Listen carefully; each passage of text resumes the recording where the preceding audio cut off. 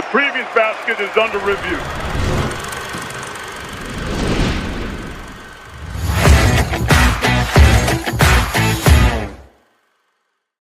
Illinois finally broke through and made the Final Four in 2025-26, and they are back for more in 26-27. A season of expectation ahead in Champaign. I can't wait for it. Eric Fawcett can't wait for it. The fans in the Basket Under Review Discord certainly cannot wait for it, as I get pinged by them very regularly. They are the fan base that pings me most. I don't know if that's because I've shown some proclivity to liking the Illini, despite being a Northwestern Wildcat alum, and a very proud one at that. I have been a friendly voice to the Illini, and if Illinois fans are coming looking for an optimistic view of their 26-27 season, they'll probably get it from me. I don't know what Fawcett's going to say. We can blame him. If you don't like this review, it's all about him, because I am all aboard the Illinois bandwagon, all aboard the David Mirkovic train. We're ready to rock and roll, folks. And wanted to dive into a team that has national title expectations. Again, this series of preseason previews, a lot of them will have the same general angle of this team is believed to be a national title contender. Here's why we are buying or selling that general opinion. We've done one with Texas. We'll have plenty more throughout the offseason. And I think Illinois will be a really interesting team because, so much of what last year's team was Keaton Wagler, but they return a lot of the ancillary pieces. Those guys can take steps forward, and then they retool in the backcourt and add two really dynamic pieces that we'll talk about in this episode as well. Yeah, I'm probably going to join you in the excitement for Illinois. And I think that one thing that was really fun about the season last year wasn't just the results, but really they did it with style. Like, there was just a style of play with, of course, the offense that was just absolutely nuclear for like 98% of the season.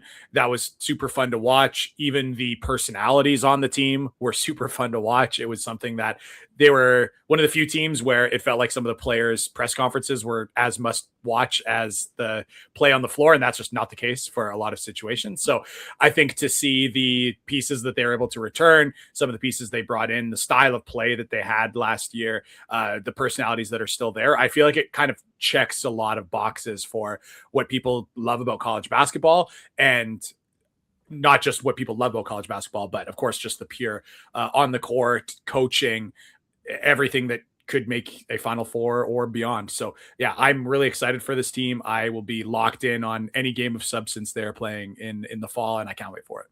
Yeah, I mean, look, big picture before we get into any players, I think the thing you can credit Illinois for more than just about anything is they have been willing to be ahead of the curve and willing to be on the cutting edge and roll the dice on some different avenues, and that goes for every part of their program, right? Stylistically, I think some of the stuff they're doing offensively with Tyler Underwood, while not overly complex in some cases, are concepts that you do not see a ton in college basketball, or see to the extent that they use them, right? They were a pretty early analytics adopting program.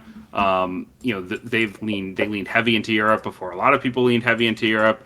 Now they've really leaned into the size and shooting and positionally, like, how can we be as big and versatile as possible? That's not something that you saw a lot. Now everybody's doing it. So there's a lot of people trying to be like Illinois, and I'm curious to see if anyone can match what they've been able to accomplish, because I think they have a unique mix of personalities in their building, both players and coaches, that have allowed them to get to where they are.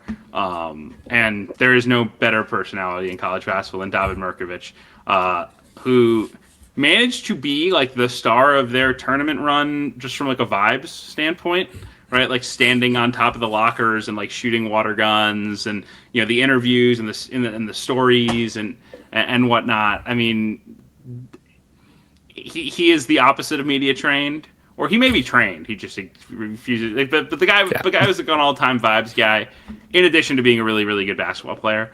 And this is someone who had a good tournament, but not a great tournament, like on the floor.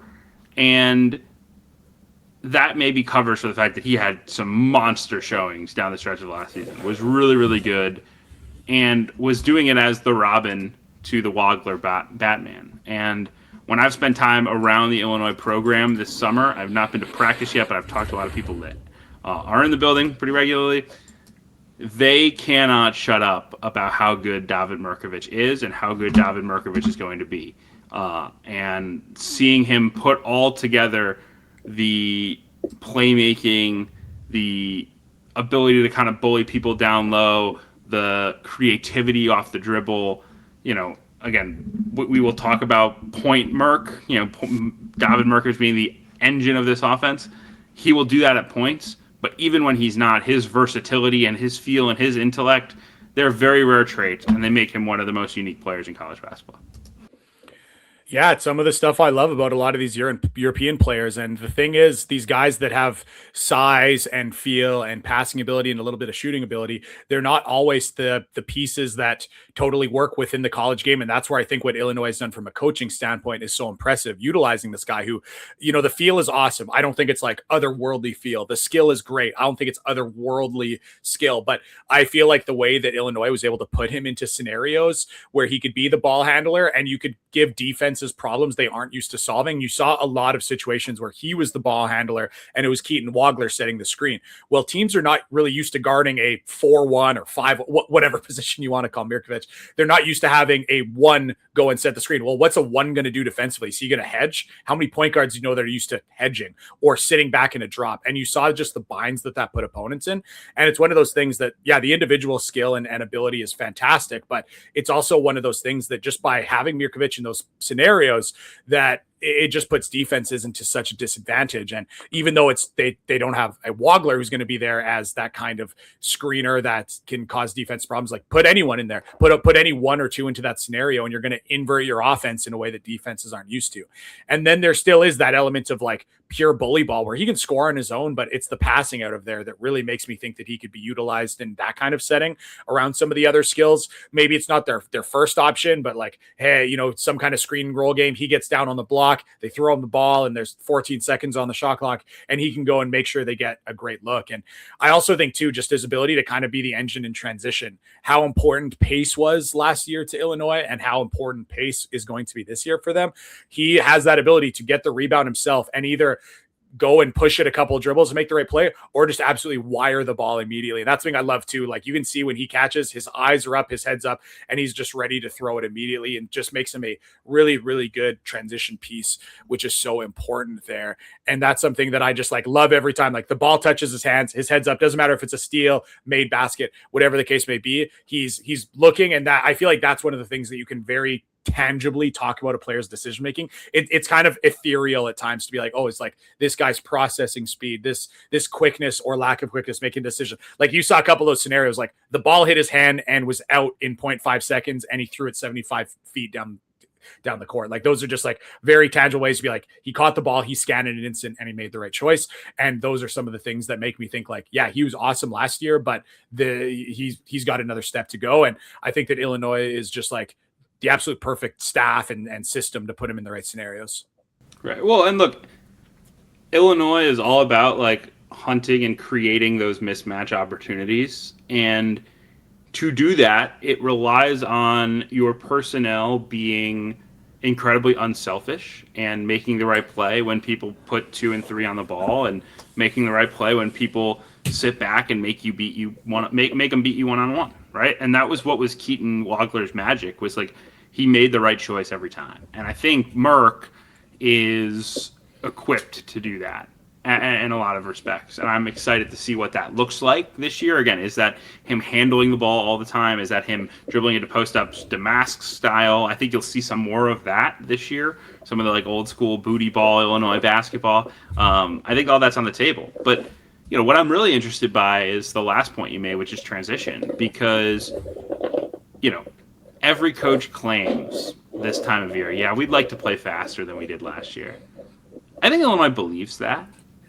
And Illinois did slow down because their best weapon was like playing Keaton in the half court. Keaton was not burning by anybody. But neither is Davin Murkovich. David is a really good transition player because he can push the ball ahead, and the outlet passes are phenomenal. But I also don't envision a team where the usage is like heavy David Mirkovic being a team that wants to run, sprint the floor. That doesn't add up to me. And I'm fascinated by that push and pull, because I do think some of these other players that we'll get into, they do fit, let's get up and down a little bit more. Let's be a little bit more athletic. Let's be a little more disruptive. And that push pull will be interesting. I'll bet on them being faster than 335th in offensive possession length this past year, which is what they were a year ago. But if you told me, like, are they a top 200 possession speed team? That would be hard for me to get to. But look, they will be very adaptable, I think is the one thing you can say. Like if they feel their offense will be most efficient if Murk is like dragging the ball up the floor and playing super slow, and Murk is their best player, which I think he will be, that's what they'll do. And if their best offense is like slinging it around and trying to score 110, that's what they'll do. Well, it's interesting to me as well in terms of some of their overall pace numbers that were kind of slowed down by the fact that they kept other teams out of transition so effectively. We've talked about their tagging up. I'll probably mention it a little bit later in the video as well, but just how skilled they were at keeping opponents out of transition, and it kind of like slowed down other teams. And it has that element of like, as you slow down one team, the other team, it's a lot more likely for them to come along too. But I still felt like they were good in transition when they got that defensive rebound and push. The thing was they just didn't get a lot of steals. We certainly talked about that. And I do think that'll be some of the discussion about Illinois generally. Can they be a more challenging team to play against? We'll probably touch on that later. But I still felt like, yeah, they were good in transition at times because they had smart players who could run the lanes and make the right decisions. It's just one of those things that, yeah, they certainly had an advantage slowing down opponents, often playing teams that wanted to play fast, and they were more content to slow it down. And then, yeah, to best utilize Keaton Wagler was probably slow the game down and play two-man game between Mirkovic and Wagler, and we saw a lot of those clips why. So that element will be interesting. I do feel like that I think that they're more impactful offensively than in transition than just kind of their pure pace kind of suggests, but I think that that's going to be it. Can they have those backbreaking run out layups in addition to being very, very good in the half court that just become, when you get those run outs, they're just absolute backbreakers. And when you can see some of that ability from Mirkovic, I mean, that's going to be the engine. It's not going to be just like a bunch of athletes running up and down. It's going to be multiple decision makers that make the right reads. Yeah, no, totally agree with that. I also think, and this is probably a good transition, like, I think Stefan Vaaks can help them play a little bit faster as well, right? Providence was flying it up and down the floor, playing with immense freedom. And Steph Vaaks is as like for like a Keaton Wagler replacement as you could probably get in the portal in terms of like, here's another guard with real positional size that can really make shots off the dribble, that can heat up and take over games, that can play in ball screens. This guy made 93s last year. Hard to find a freshman that makes 93s in their first season of college basketball, especially given that, like, you know, his role, like, he wasn't a starter coming into the year. It took him time to earn that. And so lots of reasons for excitement there. I think Stefan Vaaks is, if there is a winner in Davin Murkovich's foot injury that will cost him much of his preseason, it's Stefan Vaaks, because he gets an opportunity after being in and out during summer due to national team obligations to really be like the usage guy in this system all fall. And we did some portal stuff on him, so we don't need to beat the same horse, Fawcett. But I think you feel pretty good that Vaaks can do a lot of the Wagler-esque things, maybe not quite to Keaton's level, but like if they get into a point in the game or in the season where it's just like, hey, we got to use our incredible spacing and go let our potential first-round draft pick guard make plays and make shots, like Vaaks is capable of taking over games in that sense. Yeah, if you're looking for the player that can do some of that, like you said, playing with Mirkovic, doing the setting some screens, I'd love to see him in that role. But I obviously, when you see the season that Wagler had, kind of replacing that was top priority, and that's difficult to do. And I think something that was always incredible to me about Wagler was that he doesn't have that really explosive first step. He's not doing anything super crafty with the ball, yet he just lives at the rim. I thought that was something that was extremely impressive. Like, and then just being able to like hit enough shots and be such a threat stepping behind. The teams are so worried about that they would often guard him in such a way that allowed him to get to the rim. But like, you know, how do you replace that? Who do you look to? To me, like, yeah, Vaaks is kind of that similar guy. I feel like Vaaks is still a little bit more, he's got a little bit more quickness to his game and invites a little bit more contact and gets downhill, but he's got that kind of same bug where you're like, okay, he didn't blow by anyone. He didn't string together a bunch of dribble combinations, but like there he is putting his hand on the backboard and laying the ball in.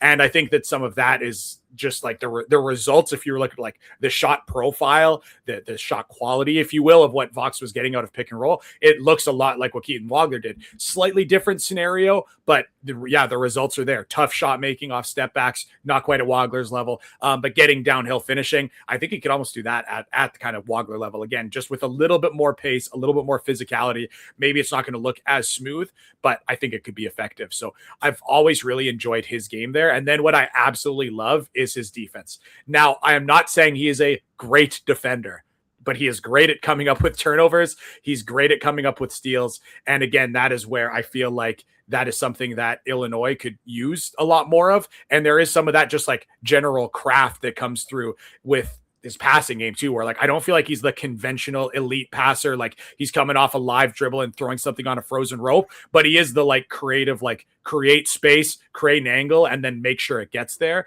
And just that is some of that like craftiness that comes with being a pro, some of that crafty passing, a lot of that ability to come up with steals. And I do think one of the bigger discussions around Illinois is, can they be better defensively this year? And I do think they can. And I think there's going to be a lot of focus on that end after they were able to put a lot of that incredible offensive building blocks in place. They were obviously great offensively. They return a lot of the same pieces. I don't think any of us have any concerns on that end. Now, they probably have a lot of ability now to think about what they can do on the defensive end. I think that when you are as conservative as they were, the only kind of place to make changes is to go in the more aggressive route. Now, to what extent we will see, but just having some guys like Vaaks who can go and individually make a play, that's going to be big, just because I think they need some kind of disruption on that end. We'll see how much it comes system wise, but at least having personnel like Vaaks is going to be really big in that area. Yeah, and I thought Andrej Stojakovic did a great job of like blowing up actions in the NCAA tournament. They needed that. They were just like a little bit more disruptive and harder to play against when they needed those stops. That was impressive to me. But I will tell you verbatim that a person within the Illinois basketball program told me, we will not be last in defensive turnover rate this coming season because we have Quinton Coleman. And Quinton Coleman's impact defensively has been notable. This is a guy that has a very slight frame and is going to get all of the Wagler comps because he was the late stock riser recruit with the skinny, didn't necessarily look the part, all of a sudden had this like big time scene, was starting to surge in AAU, then continued that momentum into his senior season, then followed that up with a really good all-star circuit, then makes Team USA, like things are going well, things are climbing up. He is not Keaton Wagler. Let's just level set it now. He's not that dynamic an offensive player, but he's a good offensive player. And he's a really disruptive defender, does all the like little things that help you win. Like this is someone who I think is an awesome, complementary weapon in this Illinois attack that has Murk and Vaaks and Stojakovic that can all really use the basketball, right? Not that Coleman can't, but I think the thing that stands out to me is Brad Underwood has made it very obvious in the last couple of years. Like they've had unbelievable talent come through their building, and it's been like, whoever wins the usage war, and everybody else has to find a way to fit in. I think Quinton Coleman has great paths to fit in without being the guy that needs to touch the ball in every possession. And I think that's a great part of why you should be excited about this Illini group. Yeah, that's kind of why the Wagler comparisons kind of die pretty quickly once you get on the floor, because he is so much more of like an explosive, like power athlete, like straight north-south guy. But yeah, he's not someone who needs the ball a ton. Like the most he dribbles the ball is what you're seeing right here when he goes and gets a defensive rebound and he pushes, and you can see kind of that energy and fearlessness he plays with. I love the energy. So many times he gets on the defensive glass, he pushes, he goes and makes a tough play through contact, he celebrates with his teammates.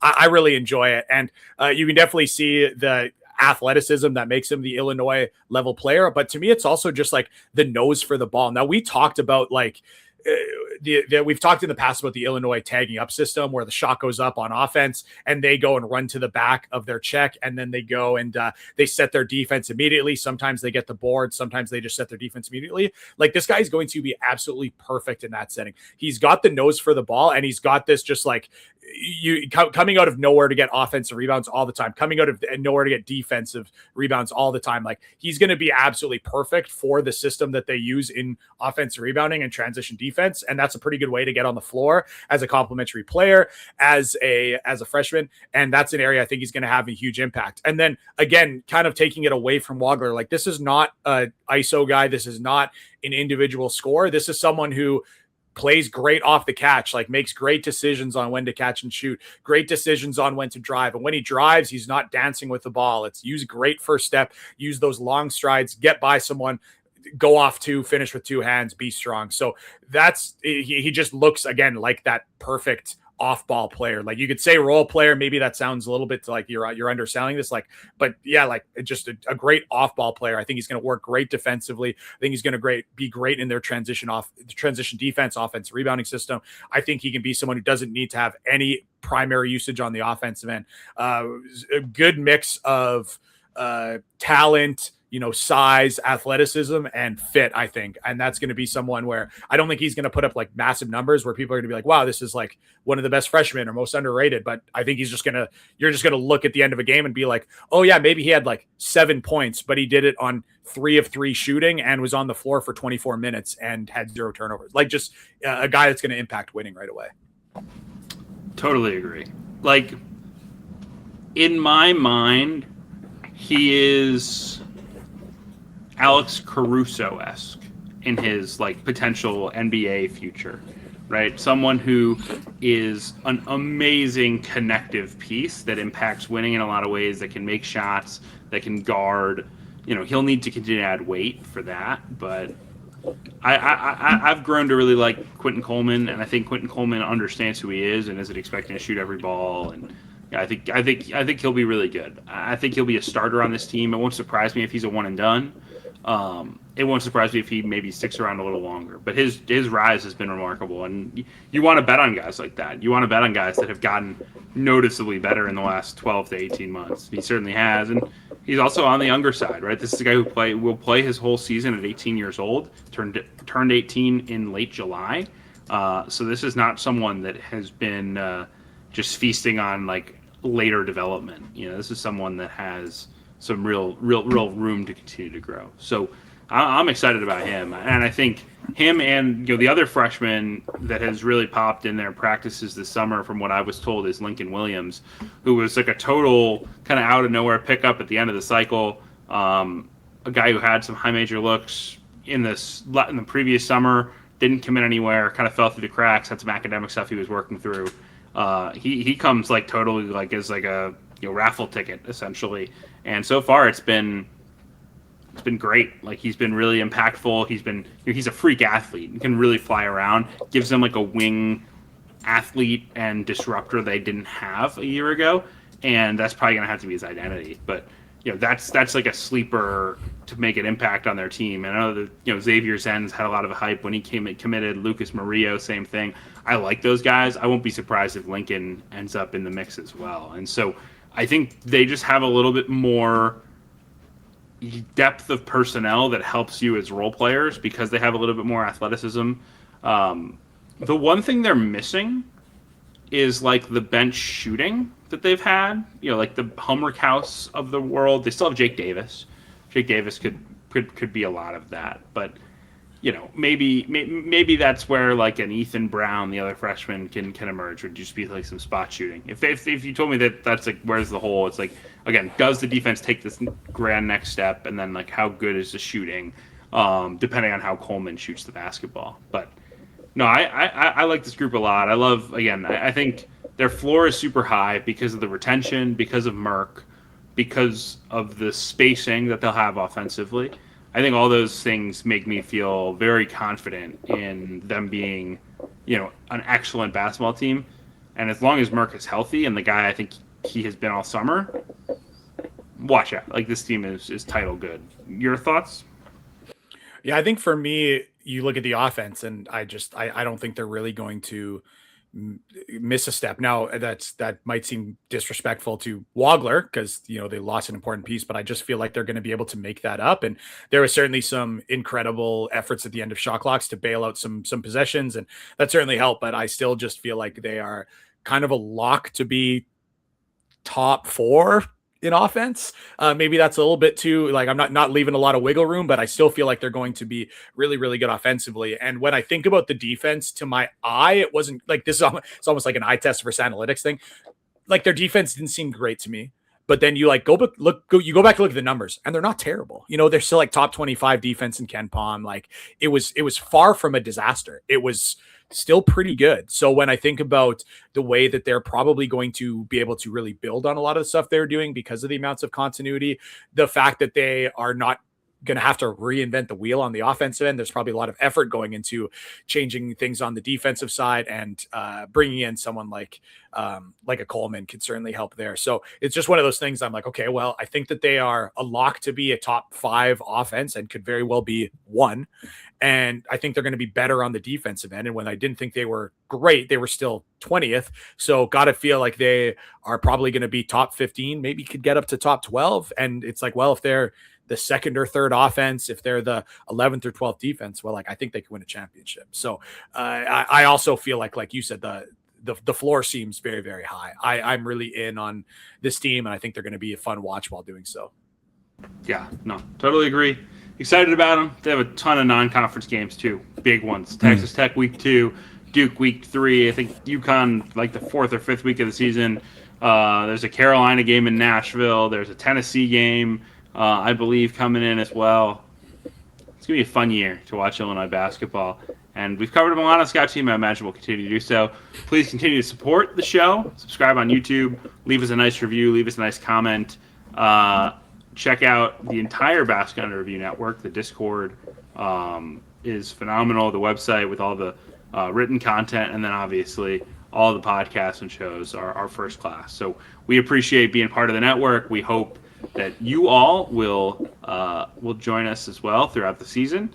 And if you're new, stick around. If you've been with us for a while, thanks for being here. We'll see you next week.